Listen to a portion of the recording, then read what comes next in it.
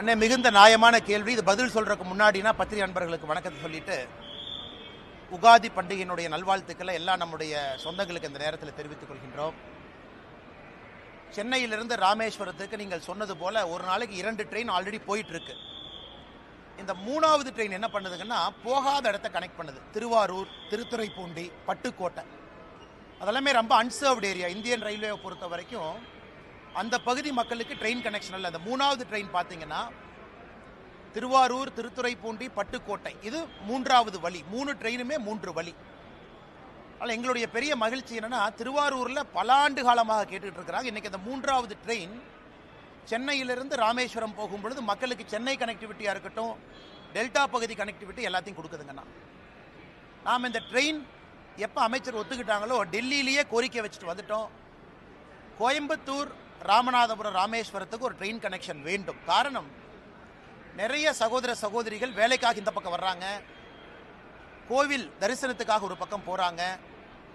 தென் தமிழகத்தை கொங்கு பகுதிக்கு நேரடியாக கனெக்ட் பண்ணக்கூடிய ட்ரெயின், அதையும் விரைவில் மத்திய அமைச்சர் பரிசீலனை செய்வதாக சொல்லியிருக்கிறாங்க. இந்த கோரிக்கையை ராமநாதபுரத்திலிருந்து வச்சாங்க. நாங்கள் கோயம்புத்தூருக்கு அதிகமாக போகிறோம், எங்களுக்கு தினசரி சேவை வேண்டும்னு.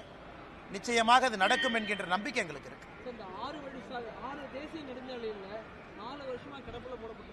நீங்க சொல்ற என்ன சொல்றீங்க? கரூர்லேருந்து 99 கிலோமீட்டர் ரோடானே? ஆமா, அதான் இது வந்து கிடப்பில் போடப்படல.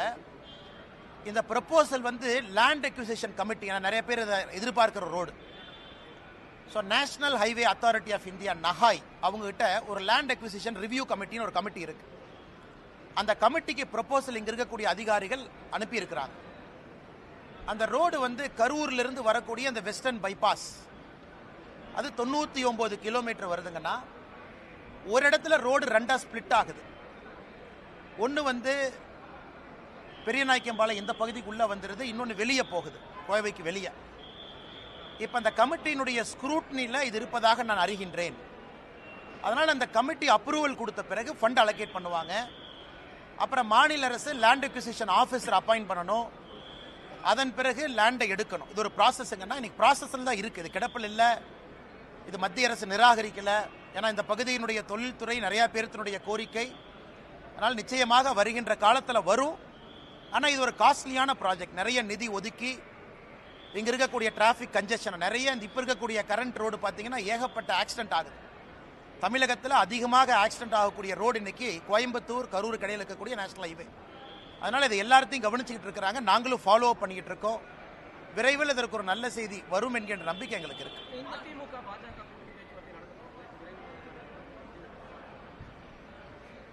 ஆனால் அதை பற்றி நான் எதுவும் பேச விரும்பலைங்கன்னா, காரணம், எங்களுடைய தலைவர்கள், தேசிய தலைவர் நட்டா அவர்களாக இருக்கட்டும், உள்துறை அமைச்சர் அமித்ஷா அவர்களாக இருக்கட்டும், நம்முடைய அமைப்பு பொதுச் செயலர் சந்தோஷ்ஜி அவர்களாக இருக்கட்டும், பாரதிய ஜனதா கட்சி தமிழ்நாடு தொண்டர்களுடைய கருத்தை ஒரு தலைவராக நான் பிரதிபலிச்சிருக்கிறேன். இன்னைக்கு தமிழ்நாடு அரசியல் களம் எப்படி இருக்கு, அரசியல் களம் எப்படி மாறி இருக்கு. ஒரு இந்தியா டுடே அப்ரூவல் ரேட்டிங், அந்த சி ஓட்டர் சர்வே நேற்று ஒன்று போட்டாங்க. அந்த சி ஓட்டரில் ஒரு மாநிலத்தினுடைய முதலமைச்சருடைய அப்ரூவல் ரேட்டிங் வெறும் 27% இருக்கு. வெறும் 27%. இந்தியாவில் ஒரு மாநிலத்தினுடைய எவ்வளோ மோசமான முதலமைச்சராக இருந்தாலும் ஒரு 40-43% இருப்பாங்க. நல்ல முதலமைச்சராக இருந்தால் 65% போவாங்க. ஒரு மாநிலத்தினுடைய முதலமைச்சருடைய அப்ரூவல் ரேட்டிங் 27%. அதாவது 4ல் ஒருத்தர், 4ல் 3 பேர் வேண்டாங்கிறாங்க, 4ல் ஒருத்தர் தான் வேணுங்கிறாங்க. அது எங்களுடைய கள ஆய்வும் கூட அதே தான் சொல்லுது. அதே நேரத்தில் தமிழகத்தில் பிரதான கட்சிகள் எப்படி இருக்கிறாங்க, பாரதிய ஜனதா கட்சி, தேசிய ஜனநாயக கூட்டணி, நம்மோடு இருக்கக்கூடிய அண்ணன் டிடிவி தினகரன் அவர்களாக இருக்கட்டும், அண்ணன் ஓபிஎஸ் அவர்களாக இருக்கட்டும், தென் தமிழகத்தினுடைய சூழ்நிலை எப்படியான, தமிழகத்தை பொறுத்த வரைக்கும் எல்லா ஜோனும் ஒரே மாதிரி மக்கள் ஓட்டு போட மாட்டாங்க. தென் தமிழகம் வேறு, வாக்கு செலுத்துவதிலே கொங்கு பகுதி வேறு, மத்திய மண்டலம் வேறு, டெல்டா பகுதி வேறு, சென்னை சுற்றி இருக்கக்கூடிய 36 தொகுதிகள் வேண்டும். ஏன்னா நீங்கள் தென் தமிழகம் எடுத்தீங்கன்னா மதுரை கீழே 60 தொகுதிங்கன்னா 60 தொகுதியினுடைய பெர்ஃபார்மன்ஸ் வேற மாதிரி இருக்கும். கொங்கு பகுதி 54 தொகுதி. நீங்கள் தருமபுரி, கிருஷ்ணகிரி இணைச்சிக்கிட்டீங்கன்னா 54 தொகுதி. 60-54 பார்த்தீங்கன்னா 114. சென்னையினுடைய 36, அதையும் சேர்த்துனீங்கன்னா 150. இந்த மூன்றினுடைய தன்மை என்ன? மிச்சம் இருக்கக்கூடிய 84 தொகுதிகள் வட தமிழகமாக இருக்கட்டும், மத்திய மண்டலமாக இருக்கட்டும், அதனால் இது எல்லாத்தையும் யோசிக்கணுங்கண்ணா. ஒரு கட்சி தமிழ்நாட்டில் ஜெயிக்கணும்னா 5 மண்டலத்தில் 3 மண்டலத்தை அந்த கட்சி ஜெயிக்கணும். ஒரு கூட்டணியோ கட்சியோ தமிழகத்தில் ஆட்சி களத்துக்கு வர்றாங்கன்னா இந்த 5 மண்டலத்தில் 3 மண்டலத்தை ஜெயிக்காம யாரும் ஆட்சிக்கு வரவே முடியாது. தென் தமிழகத்தையும் ஜெயிச்சு, கொங்கையும் ஜெயிச்சு, சென்னை உட்பட வேற எல்லா பகுதியிலையும் 3 குறைந்தபட்சம் ஜெயிக்கணும். ஸ்வீப் வரணும். 180 190 சீட் நீங்க அடிக்கணும். 234க்குன்னா 4 ஜெயிக்கணும். எனக்கு தமிழகத்தில் பத்திரிகை நண்பர்கள் நீங்களா இருக்கிறீங்க. அந்த சூழ்நிலை எப்படி இருக்குன்னு உங்களுக்கும் தெரியும், எனக்கும் தெரியும். அதனால என்னுடைய வேலை இந்த கட்சியினுடைய தலைவனாக, தொண்டனாக, இது எல்லாத்தையும் மைக்ரோ லெவல் அனாலிசிஸ். நான் எப்பவுமே மேம்போக்கா பேச முடியாது. நான் பத்திரிகையில பேசுறது வேணுங்கண்ணா. எங்களுடைய தலைவர்களுக்கு நான் ஒரு பிரீஃபிங் கொடுக்குறேன் அப்படின்னா மைக்ரோவா போகணும். 234 தொகுதி தன்மை எப்படி, ஜாதிகளுடைய திங்கிங் எப்படி இருக்காங்க, ஜாதிகள் வேண்டாம் என்று நினைக்கின்றோம். ஆனால் ஓட்டிங் பேட்டர்ல இன்னைக்கு ஜாதிகள் ஒரு முக்கிய பங்கு வகிக்கிறாங்க. அவங்க எப்படி யோசிக்கிறாங்க, தலைவர்கள் எப்படி பார்க்கறாங்க, தமிழ்நாட்டினுடைய பொருளாதார சூழ்நிலை மக்கள் ஓட்டு செலுத்துவதில் மாற்றத்தை ஏற்படுத்துதா? குறிப்பா தென் தமிழகத்தை எடுத்துங்க. தண்ணி இல்லை, பெரிய பிரச்சனை. விவசாயம் நலிவடைந்திருக்கு. தொழில்துறை வளர்ச்சி இல்லை. அவங்க எப்படி பார்க்கறாங்க? அதனால் நான் என்ன பேசினேன் அப்படிங்கிறத நான் பத்திரிகை நண்பர்கள்ட்ட சொன்னா அது தவறா போயிருங்கன்னா, ரொம்ப டீட்டெயில்டாக, ஆழமாக, ஆதாரத்தின் அடிப்படையில் எப்படி தமிழ்நாடு இருக்கின்றது, எப்படி செல்ல வேண்டும், மக்களுடைய நலன் எப்படி இருக்கணுங்கிறத நாங்கள் பேசியிருக்கோம். அதனால் கூட்டணியை பற்றி எந்த வார்த்தையும் நான் பேச விரும்பல. அது நம்முடைய உள்துறை அமைச்சர் அமித்ஷா அவர்கள் நேற்று முன்தினம் டைம்ஸ் நவ் சம்மிட் டெல்லியில் பேசியிருந்தாங்க. நீங்கள் அதை பார்த்தீங்க. அதனால் அவருடைய கருத்தை, இந்த விஷயத்தை பொறுத்தவரை இறுதி கருத்தாக நீங்கள் எடுத்துக்கங்க. என்னை பொறுத்தவரை தமிழகம் நன்றாக இருக்கணும், மக்கள் நல்லா இருக்கணும். அதே நேரத்தில் பாரதிய ஜனதா கட்சியினுடைய வளர்ச்சி தங்குதடை என்று இருக்கணும் அப்படிங்கிறது நான் ரொம்ப தெள்ள தெளிவாக இருக்கேன். எனக்கு எந்த ஒரு தலைவரின் மீதோ எந்த ஒரு கட்சியின் மீதோ கோபம் கிடையாது. யாருக்கும் எதிரானவன் கிடையாது. பாரதிய ஜனதா கட்சியினுடைய வளர்ச்சி எனக்கு முதன்மை. தமிழகத்தினுடைய நலன் அதைவிட முதன்மை. அதனால பொறுத்திருந்து பாருங்க. நான் ஏற்கனவே என்னுடைய ஸ்டாண்டை பொறுத்த வரைக்கும் எப்பொழுதுமே நான் ஓப்பனாக தான் இருந்திருக்கேன். அதில் எந்த மாற்று கருத்தும் இல்லை. நான் டெல்லியில் பேசும்பொழுது தொண்டனாக பணியாற்றவும் தயார் என்கின்ற வார்த்தையும் பயன்படுத்தியிருக்கேன். அதனுடைய பொருளையும் நீங்கள் நல்லா உணர்ந்துக்குங்க. அதனால் அண்ணாமலை அரசியலுக்கு வந்திருப்பது பவருக்காக கிடையாது. அண்ணாமலை அரசியலுக்கு வந்திருப்பது தமிழகத்திலே ஒரு மாற்றத்தை ஏற்படுத்த வேண்டும் என்பதற்காகத்தான். நான் ஆகஸ்ட் 25, 2020 பாரதிய ஜனதா கட்சி டெல்லியில் இணைஞ்சேன். அன்றிலிருந்து இன்று வரை என்னுடைய எண்ணத்தில் ஒரு சிறு பிசிறு கூட கிடையாது. எதற்காக அரசியலுக்கு வந்தேன் என்பதை 5 ஆண்டு கழித்தும் கூட இன்னைக்கும் அதே உணர்வோடு உங்களோடு நின்று கொண்டிருக்கின்றேன். அதனால் கூட்டணி பற்றி விரைவில் நீங்கள் பார்ப்பீங்க. தமிழ்நாடு பாரதிய ஜனதா கட்சியினுடைய தலைவர் எப்படி இருக்கணும் அதையும் விரைவில் பார்ப்பீங்க. ஸோ என்னுடைய கடமை, ஒரு கட்சி முடிவெடுக்கும் பொழுது அக்யூரேட் ஃபீட்பேக், நடுநிலைமையாக, என்னை சார்ந்தோ இன்னொருவரை சார்ந்தோ இல்லாமல் பெர்ஃபெக்ட் அக்யூரேட் ஃபீட்பேக்கை கொடுத்தா கட்சியினுடைய தலைவர்கள் சரியான முடிவெடுப்பாங்க. அதான் என்னுடைய நோக்கம். அதை டெல்லியிலே நான் செய்துவிட்டு வந்திருப்பதாக எனக்கு நானே சொல்லிக் கொள்கின்றேன். அதுக்கப்புறம் தலைவர்கள் எல்லா சூழ்நிலையும் பார்த்து முடிவெடுப்பாங்க.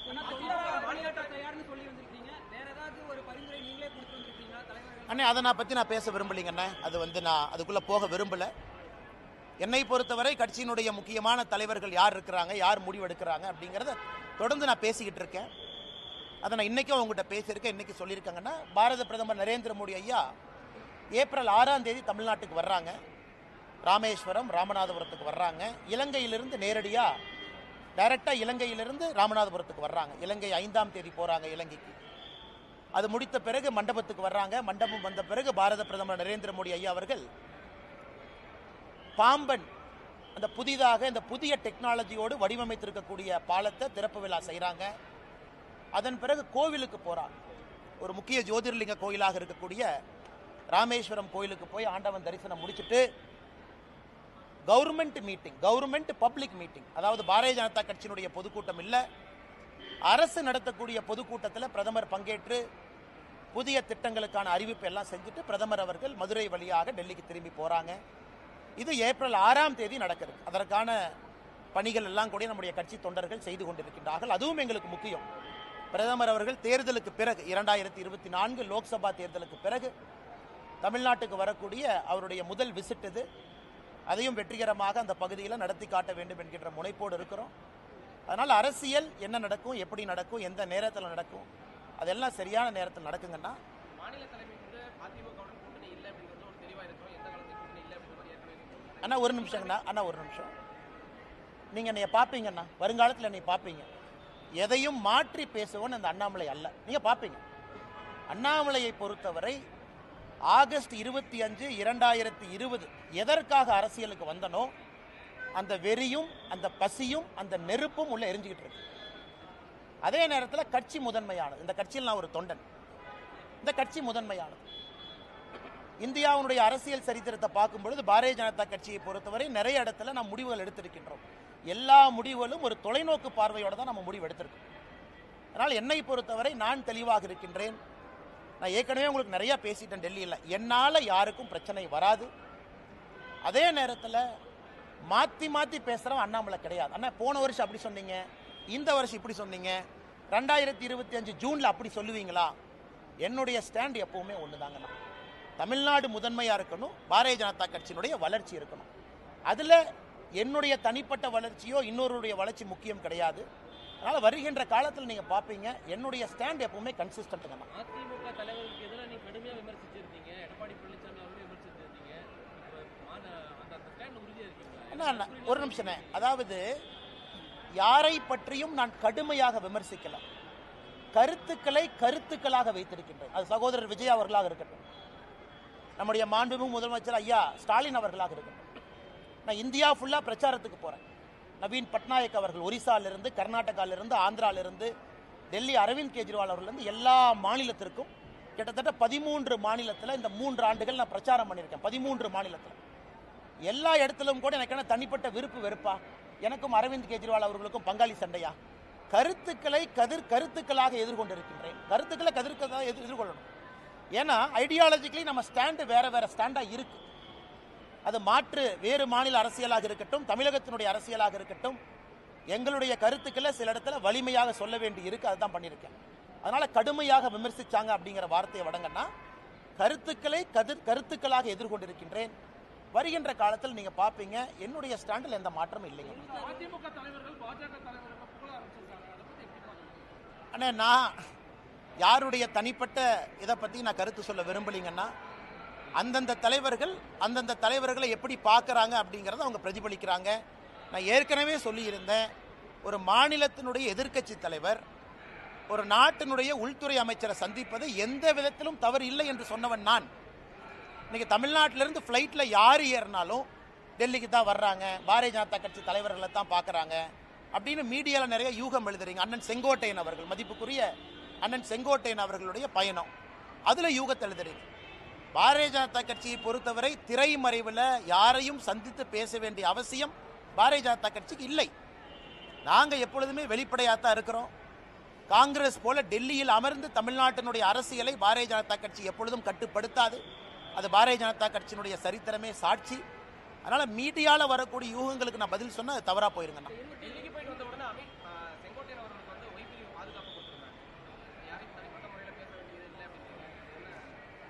விஜய் அவர்களுக்கு பாதுகாப்பு இருக்கு. இன்னைக்கு விஜய் அவர்களுக்கு பாதுகாப்பு கொடுத்த காரணத்திற்காக இல்ல, அப்ப பாஜகவும் அதாவது மத்திய ஆளுகின்ற ஆட்சியும் விஜய் அவர்களுக்கும் ஒரு தனிப்பட்ட உடன்படிக்கை இருக்கா? இல்லை. அவர் பாரதிய ஜனதா கட்சியின் மீது ஆக்ரோஷமான கருத்துக்களை வைக்கிறாரு, பதிலுக்கு நாங்க வைக்கிறோம். அதனால இந்த செக்யூரிட்டிக்குள்ள நான் போக விரும்பலைங்க. நான் எல்லாருக்குமே தமிழ்நாட்டினுடைய சரித்திரத்தை பாருங்க. நமக்கு நேர் எதிர்கட்சிகளாக இருந்தவங்களுக்கு முதல்ல NSGL இருந்துச்சு, நேஷனல் செக்யூரிட்டி கார்டு. இப்போ அது CRPF மாறிடுச்சுங்கண்ணா.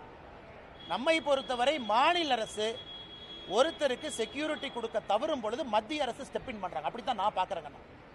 மாநில அரசினுடைய ஸ்டேட் செக்யூரிட்டி கேட்டகரைசேஷன் கமிட்டின்னு ஒன்று இருக்கு. ADG, INT, லா அண்ட் ஆர்டர்லாம் அதில் இருக்காங்க. அவர்கள் முறையாக கொடுக்கும் பொழுது அதில் எங்கேயுமே விருப்பு வெறுப்பு இருக்கக்கூடாதுன்னு நினைக்கிறோம். அதனால் மத்திய அரசு யாராச்சும் ஒருத்தர் கொடுக்குறாங்க, அதில் ஒரு அரசியல் காரணம் அப்படின்னு யாராச்சும் கற்பிக்க நினைத்தால் அதை நான் இந்த நேரத்தில் மறுக்கிறேன். அண்ணா,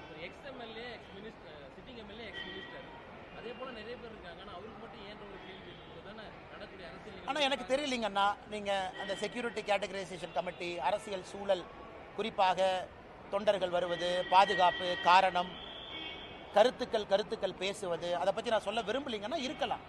இன்டெலிஜென்ஸ் ஏஜென்சிஸ் என்ன பிக் பண்ணுறாங்க, அந்த செக்யூரிட்டி கேட்டகரைசேஷன் கமிட்டியில் என்ன யோசிக்கிறாங்க, இதெல்லாம் கூட ஒரு காரணமாக இருக்குங்கன்னா. பட் நான் விஜய் அவர்களுக்கும் இதே தான் சொல்கிறேன், அண்ணன் செங்கோட்டையன் அவர்களுக்கும் இதே தான் சொல்கிறேன். மாற்று கருத்து பேசக்கூடிய நண்பர்களுக்கும் நம்ம கொடுத்துருக்கிறோமே. அப்ப நமக்கும் விஜய் அவர்களுக்கும் உறவா? நிச்சயமா கிடையாது. அப்ப நமக்கும் செங்கோட்டையன் அண்ணனுக்கும் உறவா? நிச்சயமா கிடையாது. இது வந்து அந்த ரீதியில தான் நீங்க பார்க்கணுங்க. மேடம் மேடம் கேளுங்க மேடம். மேடம் மேடம் இன்னவே எல்லா அரசியல் கட்சிகளும் அவர்களுடைய நிலைப்பாட்டை தெரிவிச்சிட்டாங்கன்னா மக்களுக்கு அது ரொம்ப சௌரியமா போயிடும். சகோதரர் விஜய் அவர்களாக இருந்தாலும் கூட அரசியல் எதுக்கு வந்திருக்காங்க, யாரை எதிர்க்கிறாங்க, என்ன காரணத்திற்கு இங்கே அரசியல் பண்றாங்க, அந்த நிலைப்பாட்டை தெரிவிக்கணும். அதனால் சகோதரர் அவர்கள் நிலைப்பாட்டை, விஜய் அவர்கள் நிலைப்பாட்டை தெரிவிச்சுக்கிறாங்க. நான் வரவேற்கிறேன், நோ ப்ராப்ளம். இதுக்கு தான் அரசியல் வந்திருக்கேன்.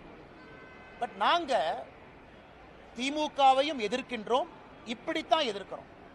அதாவது திமுகவை எதிர்க்கும் பொழுது பாரதிய ஜனதா கட்சியினுடைய கொள்கையும் திமுக கொள்கையும் 1008 வித்தியாசம் இருக்கு. திமுக 2 மொழி, நாங்க 3 மொழி பேசுறோம். திமுக நீட்டு வேண்டாம், நாங்க நீட்டு வேண்டும்னு சொல்றோம். திமுக வக்ஃப் போர்டுக்கு எதிரி, நாங்க வக்ஃப் போர்டு வேணும்னு சொல்றோம். இது எதிர்ப்பு, இது எதிர்ப்பு. அதாவது கொள்கை ரீதியான எதிர்ப்பு. அதனால இன்னைக்கு மக்கள் அரசியல் கட்சிகளை பார்ப்பாங்க. வெறுமனே எதிர்க்கிறீங்களா, பேச்சுக்காக எதிர்க்கிறீங்களா, இல்ல எதிர்க்கிறீங்கன்னா உங்களுடைய கொள்கை அடிப்படையிலே மாறுபட்ட கொள்கையா, இது மக்கள் பார்ப்பாங்க. இன்னைக்கு பாரதிய ஜனதா கட்சியினுடைய எதிர்ப்பு என்பது அடிப்படையிலே மாறுபட்ட கொள்கையோடு திராவிட முன்னேற்ற கழகத்தை நாம் எதிர்த்துக் கொண்டிருக்கின்றோம்.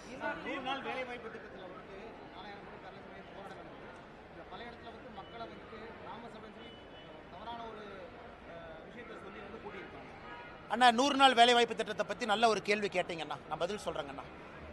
அண்ணா தமிழ்நாட்டை பொறுத்த வரைக்கும் சில டீட்டெயில்ஸ் நான் கொடுக்குறேங்கண்ணா, நல்லா எழுதி வச்சுக்கங்கண்ணா. எந்த அளவுக்கு ஃப்ராடுத்தனம் இங்கே இருக்கக்கூடிய திராவிட முன்னேற்ற கழகத்தினுடைய ஆட்சியாளர்கள் செய்கிறாங்க அப்படிங்கிறத, எந்த அளவுக்கு ஃப்ராடுத்தனம் பண்ணுறாங்க நீங்கள் பார்க்கணுங்கண்ணா. அண்ணா அதாவது நான் சொல்கிறது நல்லா கேட்டுங்கண்ணா. தமிழ்நாட்டை வர பின்தங்கிய மாநிலங்கள் இந்தியாவில் நிறையா இருக்குங்கண்ணா. தமிழ்நாட்டை விட கிராமப்புற மாநிலங்கள் நிறைய இருக்குங்கண்ணா. தமிழ்நாட்டை விட கிராமப்புற மாநிலங்கள். இன்னைக்கு இந்த 100 நாள் வேலைவாய்ப்பு திட்டம் நாம ஆட்சிக்கு வந்த பிறகு எல்லா மாநிலங்களுக்கும் கொடுத்திருக்கக்கூடிய நிதி நான் படிக்கிறேங்கண்ணா. ஆந்திராவை பொறுத்த வரைக்கும், ஆந்திர பிரதேச பொறுத்த வரைக்கும் 2021-22 மேடம் நான் சர்க்குலேட் பண்றேன், நீங்க நோட்ஸ் பெருசா எடுக்க வேண்டாம், உங்களுக்கு அந்த டேட்டா கைக்கு வந்துடும். 21-22, 22-23, 23-24, 24-25 4 வருஷங்கண்ணா. 4 ஆண்டுகள் ஆந்திராவுக்கு மொத்தமாக நாம் கொடுத்திருப்பது 30,063 கோடி. பீகார் தமிழ்நாட்டை விட பின்தங்கிய மாநிலம், கிராம பகுதிகள் அதிகமாக இருக்கக்கூடிய மாநிலம். பீகாருக்கு 4 ஆண்டுகள் நாம் கொடுத்திருப்பது 24,726 கோடி. குஜராத் 4 ஆண்டுகளில் 100 நாள் வேலைவாய்ப்பு திட்டம் குஜராத் நல்லா கவனிச்சுக்கங்கண்ணா. குஜராத்துக்கு நாம் கொடுத்திருப்பது வெறும் 6,613 கோடி. கர்நாடகா பிஜேபி அரசு இடையில் இருந்தாங்க, 4 ஆண்டுகளுக்கு நாம் கொடுத்திருப்பது 23,226 கோடி. கேரளாவிற்கு 13,000 கோடி. மத்திய பிரதேஷ் தமிழ்நாட்டை விட பின்தங்கிய மாநிலம் 26,000 கோடி. ஒரிசா 18,000 கோடி. ராஜஸ்தான் 35,000 கோடி. தமிழ்நாட்டை விட 4 மடங்கு மக்கள் தொகை, தமிழ்நாட்டை விட அதிகமான கிராமங்கள் இருக்கக்கூடிய உத்தரப்பிரதேஷ்க்கு நம்ம 4 ஆண்டுகளில் கொடுத்தது 38,000 கோடி. இந்தியாவில் அதிகமாக 100 நாள் வேலை வாய்ப்பு திட்டம் நாம் கொடுத்த நிதி இந்திய அரசியல் சரித்திரத்தில் தமிழ்நாடு. கடந்த 4 ஆண்டுகளில் 39,333 கோடி ரூபாய். யூபி தமிழ்நாட்டை விட 3 மடங்கு மக்கள் தொகை அதிகம், தமிழ்நாட்டை விட கிராமம் அதிகம். அவங்க நடத்தாத 100 நாள் வேலைவாய்ப்பு திட்டத்தை அவன் நடத்திட்டு இருக்கா. என்ன கதை விட்டுட்டு சுத்துறாங்களா? அப்ப யாரு பேர்ல நீ போலி கணக்கு எழுதுற? யூபியில 23 கோடி மக்கள், 24 கோடி. யூபியில 38,687 கோடி. தமிழ்நாட்டில் 8.5 கோடி மக்கள் தொகை. தமிழ்நாட்டில் எவ்வளவு காசு வாங்கியிருக்காங்க? 39,338 கோடி. இதை கனிமொழி அக்கா பார்லிமெண்ட்ல பேச மாட்டாங்களா? நான் டேட்டா உங்களுக்கு இப்ப முடிச்சோன்னே கொடுக்குறேன், டேபிள் போட்டு. அது மட்டும் இல்லைங்கன்னா, தமிழ்நாட்டுக்கு கொடுத்திருக்கக்கூடிய 100 நாள் வேலைவாய்ப்பு திட்டத்தினுடைய நிதி என்பது மகாராஷ்டிரா, தெலங்கானா, சத்தீஸ்கர் 3 மாநிலத்தை சேர்த்துனாலும் தமிழ்நாட்டினுடைய நிதியை விட குறைவா வாங்கியிருக்கிறாங்க. என்ன நியாயம் இது? அதுக்கு அடுத்தது பாருங்க, மொத்தம் கிராம பகுதி மக்கள் தொகை. கிராம பகுதி மக்கள் தொகை அக்கா கேட்பாங்க, இந்து அக்கா, அண்ணா நீங்க இப்படிலாம் சொல்லக்கூடாது, கிராம பகுதி ப்ரொபோஷனேட் சொல்லுங்க. ஆந்திரால கிராம பகுதி மக்கள் தொகை பீகார்ல 9%, மத்திய பிரதேசில் 5%, உத்தரப்பிரதேசில் 15%, தமிழ்நாட்டில் 3.7 கோடி. 8.5 கோடியில் 3.7 கோடி. உத்தரப்பிரதேசில் 23 கோடியில் 15 கோடி கிராமப்புறம். 23 கோடி மக்கள் தொகையில் 15 கோடி கிராமப்புறம், அவன் 38,000 கோடி. 8.5 கோடி மக்கள் தொகையில் 3.7 கோடி கிராம மக்கள், ஆனால் நான் 39. அப்போ இடையில எவனோ பணத்தை சாப்பிட்றான். Clear, data clear. அப்போ இடையில எவன் பணத்தை சாப்பிட்றான்னு இப்போ தொலையிட்டு இருக்கோம். இடையில பணத்தை சாப்பிட்றோன்னு தூக்கணும். இந்த போலி கணக்கு, வராதவங்க பேரில் கணக்கு, திமுக கூட்டத்துக்கு குரூப்பு குரூப்பாக கூட்டிகிட்டு போய் கணக்கு, அதெல்லாம் 100 நாள் வேலைவாய்ப்பு திட்டம், பஸ்ஸில் கூட்டிகிட்டு போகிறது, அதெல்லாம் மாட்டி டாஸ்மார்க் ஊழலை விட மிகப்பெரிய ஊழலாக தமிழ்நாட்டில் 100 நாள் வேலைவாய்ப்பு திட்டம் மிகப்பெரிய ஊழலாக இருக்கும். ஆனால் இதில் திமுகவினுடைய பஞ்சாயத்து பிரசிடென்ட் ஜெயிலுக்கு போவான். அவங்கெல்லாம் கட்டி வைக்கணும்னா திகார் மாதிரி 4 ஜெயில் கட்டணும். கோயம்புத்தூர் பஞ்சாயத்து பிரசிடென்ட்ல இதில் ஏறு, இந்த ராமநாதபுரத்துக்காரன்லாம் இதில் போ, இந்த பக்கமெல்லாம் இங்கே போ, சென்னைக்காரன்லாம் இங்கே வந்துரு. திமுகவினுடைய பஞ்சாயத்து பிரசிடென்ட் எழுதின போலி கணக்கு டாஸ்மார்க் ஊழலை விட பல மடங்கு இந்த கணக்கு இருக்கும். இந்த டேட்டாவை உங்களுக்கு நான் சமர்ப்பிக்கிறேன், பத்திரிகை நண்பர் பாருங்க. அடுத்தது மேடம் நீங்க சொல்லுங்க, இன்னைக்கு 100 நாள் வேலை வாய்ப்பு திட்டத்தில் நம்ம எல்லாருக்குமே புரிதல் இருக்கு. சம்பளம் ஒரு பர்சன்டேஜ், சம்பளம் 1% வேலைக்கான மெட்டீரியல், இது ரெண்டுமே மத்திய அரசு கொடுக்குறாங்க. உதாரணத்துக்கு நான் ஒரு டேங்க் கட்டுறேன் அல்லது ஒரு குலை வெட்டுறேன், 100 ரூபாய் செலவுனா இன்னைக்கு 60-40 இருக்கும். அந்த டேங்க் வெட்டும் பொழுது சம்பளம் எவ்வளவு சதவீதம் கொடுக்கிறோம், டேங்க் வெட்டுறதுக்கான உபகரணங்கள். தமிழ்நாட்டில் இன்னைக்கு நிலுவையில் இருக்கக்கூடிய சம்பளம் 87%. மொத்த காஸ்ட்ல 87% சம்பளம் பாக்கினா அது 60-40 தான் இருக்கணும். அப்ப 87% சம்பளம் பாக்கினா நீ போலி கணக்கு எழுதுற. நீ போலி கணக்கு எழுதுறதுனால வேஜ் பில் அதிகமாகுது, மெட்டீரியல் பில் அதிகமாகல. இதையெல்லாம் நான் மத்திய அரசுக்கு கடிதமாக ஆதாரபூர்வமாக ஈரோட்டில் ஒரு பஞ்சாயத்து எடுத்து, ஒரு பஞ்சாயத்தில் மட்டுமே நடக்கக்கூடிய தவறுகளை நான் கடிதம் எழுதிட்டேன். இந்த கேள்வி நீங்க கேட்ட பிறகு ரிலீஸ் பண்ணுங்கிறதுக்காக வெயிட் பண்ணோம். இப்போ ட்விட்டர் பக்கத்தில் 1 மணி நேரத்தில் இந்த டேட்டாவை போட்டுறோம். அதனால் எங்களை பொறுத்தவரை மத்திய அரசு ஒரு சிறப்பு அதிகாரிகள் குழுவை போட்டு தமிழ்நாட்டில் 39,000 கோடி ரூபாயும் ஆடிட் பண்ணி, இந்த பெருச்சாளிகள் எவன்லாம் பணம் திருண்டானோ 4 சிறைச்சாலையை மத்திய அரசினுடைய பணத்தில் கட்டி அந்த 4 சிறைச்சாலையை நப்பிட்டு தான் அடுத்த பைசா கொடுக்கணும். நான் சொல்றது கரெக்டு தானே?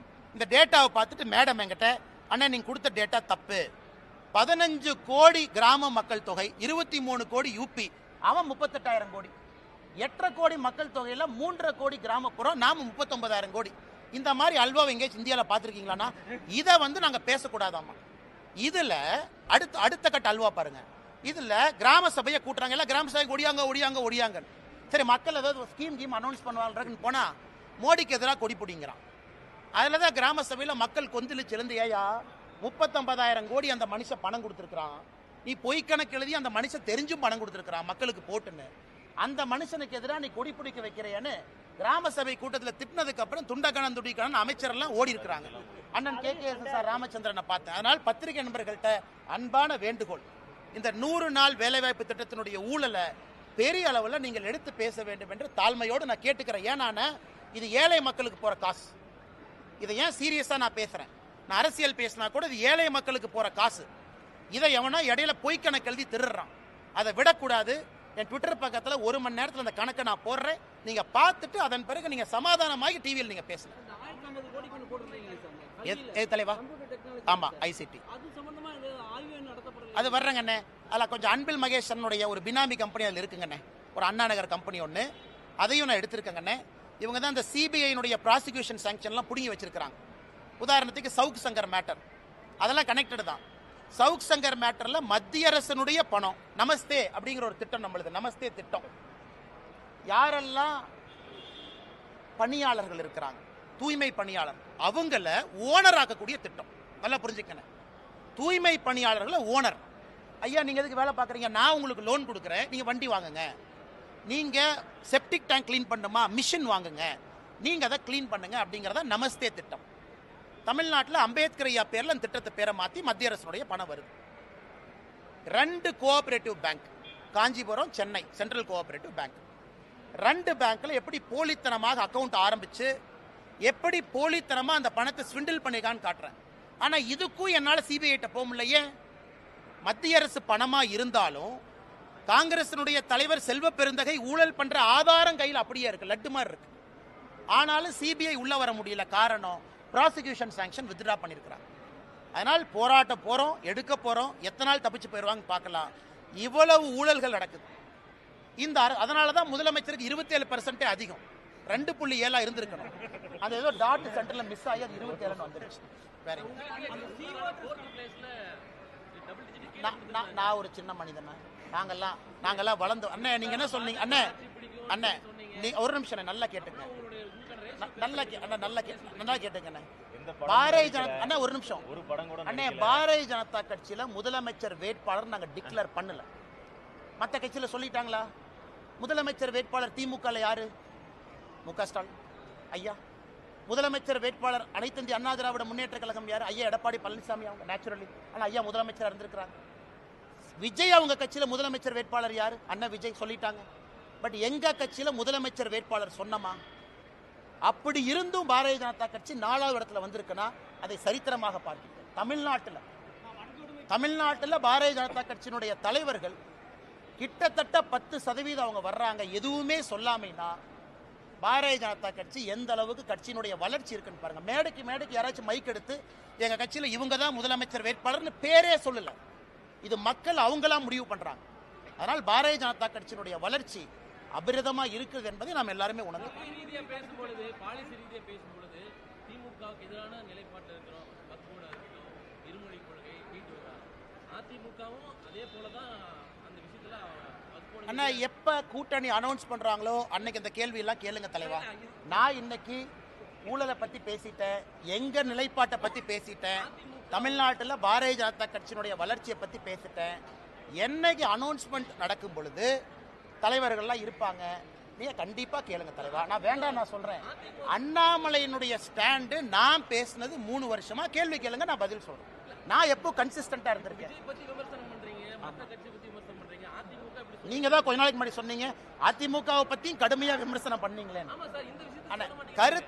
கருத்துக்களால தொடர்ந்து பேசியிருக்கேன் தலைவா. நான் இன்னைக்கு தலைவரா உங்க முன்னாடி நின்று பேசிக்கிட்டு இருக்கேன். நான் பதில் சொல்றேன்.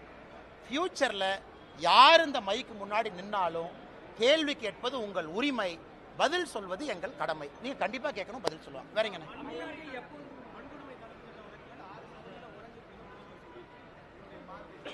அண்ணே, நம்ம முதலமைச்சரை பொறுத்த வரைக்கும் டேட்டாவை கையில் எடுத்துக்குவாருண்ணே. எந்த பீரியடுக்கு குறைஞ்சிருக்குன்னு பின்னாடியே போவார். சட்டசபையில் சட்டம் ஒழுங்கு 2011-12 பார்த்தீங்கன்னா சட்டம் ஒழுங்கு குறைஞ்சிருக்குங்கிறார். சரி, நான் கேட்குறேன், முதலமைச்சர் அவர்களே சட்டம் ஒழுங்குல வெள்ளை அறிக்கை ஏன் கொடுக்கல? நான் தொடர்ந்து சொல்வது 2022ஆம் ஆண்டு, அதுக்கப்புறம் என்சிஆர்பி டேட்டா என்ன வரலீங்கண்ணே. நான் ப்ரெஷர் போட்டுட்டு இருக்கேன், தயவு செஞ்சு என்சிஆர்பி டேட்டாவை கொடுங்க. 2022ஆம் ஆண்டு என்சிஆர்பி டேட்டாவை பார்த்தீங்கன்னா பெண்கள் குழந்தைகளுக்கு எதிரான குற்றம் தமிழ்நாட்டில் ஒரே ஆண்டில் 8.9% உயர்வு. அதுக்கப்புறம் அஃபீஷியல் டேட்டாவே இல்லை. அதனால் முதலமைச்சர் எந்த டேட்டாவை பார்த்து பேசிட்டு இருக்காருன்னா, எந்த டேட்டாவை பார்த்து ஒரு எம்பி, காங்கிரஸ் எம்பி பார்லிமெண்ட்ல கேட்குறாங்க, என்னையா டேட்டாவே சொல்லின்னு. அமைச்சர் சொல்றாங்க, அண்ணே டேட்டா நான் சொல்ல முடியாது, மாநில அரசு டேட்டா கொடுத்தா தான் நான் கொடுக்க முடியும். மாநில அரசு டேட்டா கொடுக்க மாட்டாங்க, கொடுத்தா தானே என்சிஆர்பியில் வரும். ஸோ இவங்களுடைய ஆட்சி வந்த பிறகு குற்றங்கள் அதிகமாக இருக்குது. இது பாராளுமன்றத்தில் அஸ்வினி வைஷ்ணவ் அவங்க பதில் சொல்லியிருக்காங்க. மேடம், நீங்கள் தமிழ்நாட்டில் டேட்டா கொடுத்தா பப்ளிஷ் பண்ணுறதா எங்கள் வேலை. தமிழ்நாட்டு அரசு கிட்ட போய் டேட்டா வலுக்கட்டாயமாக வாங்கக்கூடிய உரிமை எங்களுக்கு இல்லை. அதனால் முதலமைச்சர் அவர்கள் எந்த காலகட்டத்தை பார்த்துட்டு இருக்காரு? எங்க பப்ளிக் டேட்டா எங்க? பத்திரிகை நண்பர்களுக்கு வெள்ளை அறிக்கை பப்ளிக் டேட்டா கொடுக்கணும். 2021, 22, 23, 24, 25 வேண்டாம், உங்க முன்னாடி கொடுக்கட்டும். உமன் அண்ட் சில்ட்ரன் எவ்வளவு, கேங் ரேப் எவ்வளவு, அட்ராசிட்டி அகேன்ஸ்ட் உமன் எவ்வளவு, SC/ST prevention of atrocity act என்ன, எதுவுமே இல்லாம எப்படி நான் பதில் சொல்றது? எந்த பீரியடு, எந்த காலகட்டம், எந்த ரேஷியோ?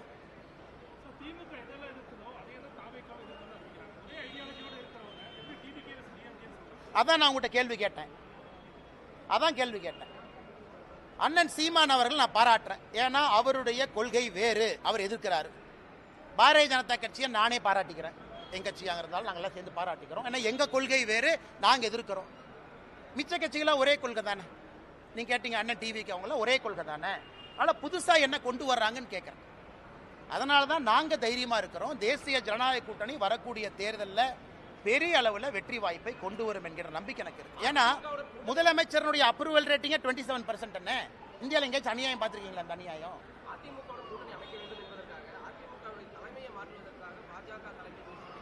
எங்களுக்கு என்ன தலைவா? எங்களுக்கு இந்தியாவில் 1008 வேலை இருக்கு, இதான் எங்க வேலையா? தமிழ்நாட்டில் 1008 வேலை இருக்கு, இதான் எங்க வேலையா? இங்க பாருங்க அண்ணன், அண்ணன் இங்க பாருங்க, மரியாதைக்குரிய அண்ணன் எடப்பாடி பழனிசாமி அவர்கள் தமிழ்நாட்டினுடைய எதிர்க்கட்சி தலைவர். அவருடைய கட்சி தொண்டர்களால் அங்கீகரிக்கப்பட்ட ஒரு தலைவர். தெளிவா இப்ப உங்களுக்கு சொல்லிடுறேங்க. எதிர்க்கட்சி தலைவராக இருக்கிறாங்க, முன்னாள் முதலமைச்சராக இருந்திருக்கிறாங்க, அவர்களுடைய தொண்டர்களால் அங்கீகரிக்கப்பட்ட தலைவர். அந்த கட்சிக்குள்ள இருக்கக்கூடிய பிரச்சனைக்குள்ள நான் போலிங்க. தொண்டர்கள் வர்றாங்க, பொதுச் செயலராக ஏத்துக்கிட்டாங்க. பாரதிய ஜனதா கட்சி எதற்காக இன்னொரு கட்சியில் நாங்கள் தலையொண்ணுங்கன்னா அது எங்க வேலையே கிடையாது. எதுக்கு எங்க வேலை? மரியாதைக்குரிய அண்ணன் எடப்பாடி பழனிசாமி அவர்கள் எதிர்க்கட்சி தலைவராக உள்துறை அமைச்சர் ஐயாவை போய் பார்க்கறாங்க, பேசிட்டு வர்றாங்க. நாங்க எப்ப இன்னொரு கட்சிக்குள்ள நாங்க பூந்து அதே வேலை கிடையாது. அண்ணே 2021 இருந்து இந்த ஸ்டாண்டர்ட் நான் சொல்றேன், மேல இருந்து பாரதிய ஜனதா கட்சி இன்னொரு கட்சியை அழித்து வளரும் என்று நினைத்தால் பாரதிய ஜனதா கட்சியும் அழிந்து விடும் என்று தொடர்ந்து சொல்லியிருக்கேன். ஆர்கானிக் growth தான் பாலிடிக்ஸ்ல நிற்கும். பாரதிய ஜனதா கட்சி எந்த ஒரு கட்சியும் அழிச்சு வரமாட்டோம், எந்த ஒரு கட்சியும் மேனிபுலேட் பண்ணி வரமாட்டோம். ஜனநாயகம் என்பது 2000 வருஷமா இருந்துச்சு, இன்னும் 10,000 வருஷம் இருக்கும். அதனால் நாங்கள் எந்த கட்சி தலைமை கிட்ட எங்கேயும் போக மாட்டோம். யாரோ ஃப்ளைட் ஏறி வர்றாங்க, யாரோ யாரையோ பார்க்குறாங்க. அதனால் உங்களுடைய முடிச்சுக்களுக்கு நான் எப்படி பதில் சொல்ல முடியுங்கன்னா, எடப்பாடி அண்ணனை பற்றி நான் சொல்லிட்டேனே, மரியாதைக்குரிய எதிர்க்கட்சி தலைவர், அந்த கட்சியினுடைய பொதுச் செயலாளர், அவங்க தொண்டர்களோட கட்சி நடத்துறாங்க. அவங்களுக்கு இருக்கக்கூடிய கோர்ட்டு கேஸ் அவங்க பிரச்சனை. இதுல எங்களுடைய பாத்திரம் எங்க வந்துச்சுங்கன்னா?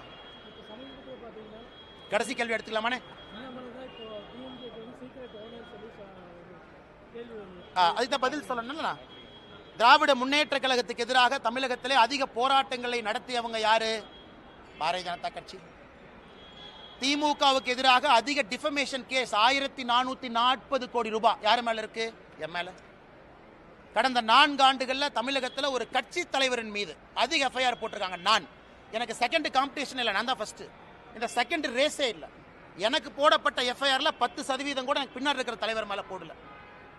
வீட்டு கொடிக்கம்ப பிரச்சனை ஒன்னு அனலைஸ் பண்ணி பாருங்க.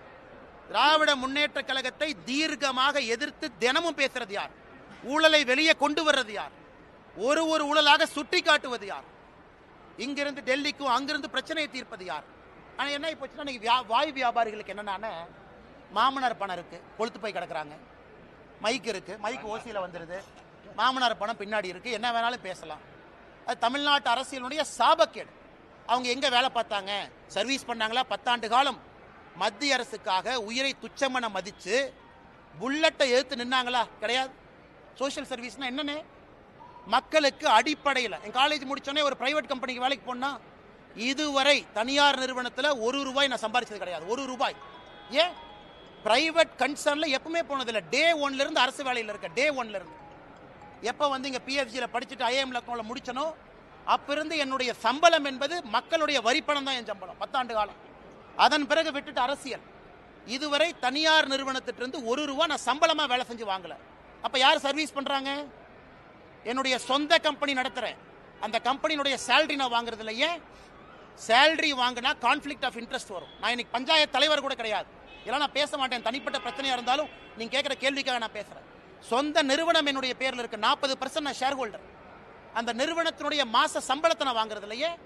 அதை ஒரு 4 பேர் பேசுவோம். இல்ல இந்த கம்பெனி போய் இங்க கான்ட்ராக்ட் போட்டாங்க, இந்த போட்டாங்க, அங்க போட்டாங்க, அதுவும் பண்றது இல்லையே. ஒரு நேர்மையாக ஒரு அரசியல்வாதியாக வாழ வேண்டும் என்று கொண்டிருக்கின்றேன். அப்புறம் எப்படி என்னை பத்தி அப்படி கருத்து சொல்லானே? அண்ணா நான் யார் பேரையும் சொல்ல. கருத்து எப்படி சொல்லுவீங்க? கருத்து எப்படி சொல்லுவீங்க? திமுக கான்ட்ராக்ட் எடுத்தனா, திமுக ஹைவேஸ் டிபார்ட்மெண்ட்ல என் கம்பெனி வந்து ரோடு போட்டிருக்காங்களா? என் சொந்தக்காரங்க யாராச்சும் இதுல இருக்காங்களா? என்னுடைய சொந்த நிறுவனத்தினுடைய சேலரி நான் எடுக்காம இருக்கு. இதுவரை ஒரு நாள் கூட பிரைவேட் கம்பெனில வேலை பார்க்கல. 10 ஆண்டு காலம் மக்கள் வரிப்பணத்தை சம்பளமா வாங்கியிருக்கேன். என்னுடைய ஹிஸ்டரி உங்க முன்னாடி நின்று இருக்கு. இன்னும் 2 வாரம் கழித்து நான் எங்க இருப்பேன், தனிநபராக என்ன செஞ்சுட்டு இருக்குங்கிறது முக்கியம் கிடையாது. இன்னைக்கு வரைக்கும் நான் வாழ்ந்த வாழ்க்கையை பாடமா உங்க முன்னாடி வைக்கிறேன். ஏன்? அரசியல் சுத்தம் செய்ய வேண்டும் என்பதற்காக ஒரு வேலையை விட்டுட்டு வந்திருக்கேன். பேட்ச்ல என்னுடைய ரேங்கை பாருங்க. ஐபிஎஸ் பேட்ச்ல நான் கடைசியெல்லாம் வரல, என் ரேங்கை போய் பாருங்க. 2011 ஐபிஎஸ் பாஸ் அவுட்ல ரேங்க் என்ன? Rank number 2. அத்தனை பேருக்கு ரேங்க் நம்பர் 2ல நீங்க 150 பேர் இருக்கக்கூடிய ஐபிஎஸ் ஆஃபீஸர் இருந்தா இந்தியாவில் எங்க போவீங்க? அது உங்களுக்கு தெரியும். எதற்காக 9 வருஷத்துல வித்துட்டு வந்தேன் அது எனக்கு தெரியும். நான் ஏதோ சராசரியாக அப்படியே தேய்ச்சிக்கிட்டு கல்யாணமா என் மாமனார் கொடுத்த காசுல வண்டி ஓட்டிக்கிட்டு அதுல 2 நிறுவனத்தை நடத்திக்கிட்டு லாட்டரி வித்துக்கிட்டுலாம் இல்லைனே. சொந்தமாக உழைச்சு உங்க முன்னாடி நின்று சுயம்பாக பேசிட்டு இருக்கேன். எந்த காட்ஃபாதரும் கிடையாது, ஜீரோ காட்ஃபாதர். அதனால மிக பெருமையா இருப்பேன். கொஞ்சம் வாய்ப்பேச்சு அதிகம், எனக்கு கொஞ்சம் குறும்பு அதிகம், கொஞ்சம் தன்மானமும் வைராகியமும் கொஞ்சம் அதிகம். அப்பப்போ பிரச்சனை மாட்டிக்கிறேன். அதுக்காக பிரச்சனை வந்தாலும் தன்மானத்தையும் வைராகியத்தையும் எப்போ விடமாட்டேன். எந்த பிரச்சனை வந்து தனி மனிதனாக விவசாயம் செஞ்சாலும் திரும்ப வந்துகிட்டே தான் இருக்கும். கட்சி முதன்மை தெளிவாக சொல்லிட்டேன். நான் தொண்டனாக இருப்பதற்கும் தயார், தெளிவாக சொல்லிட்டேன். நான் இங்கே பவருக்காக வரல, தெளிவாக சொல்லிட்டேன். அதே நேரத்தில் என் ஸ்டாண்டும் மாறாது, அதையும் தெளிவாக சொல்லிட்டேன். கட்சி முடிவெடுக்கும், பார்த்துட்டு இருக்கேன். தேங்க்யூ தலைவா. பொலிட்டிக்கல் கிளாஸே எடுத்துருக்கிறோம்.